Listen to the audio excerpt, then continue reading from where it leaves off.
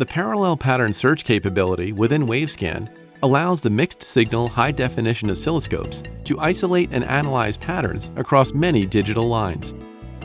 Identified patterns are presented in a table with timestamp information and enable quick searching for each pattern occurrence.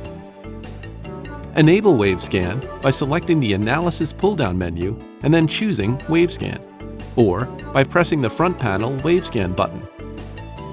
Set the WaveScan mode to bus pattern and set the source to Digital 1. Specify the desired pattern and how many instances for WaveScan to find in the right side dialog. Select Stop Acquisition to have WaveScan stop the trigger when the pattern is found.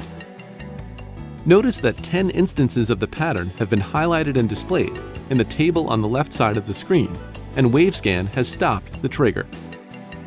Selecting any entry in the table automatically zooms to that instance.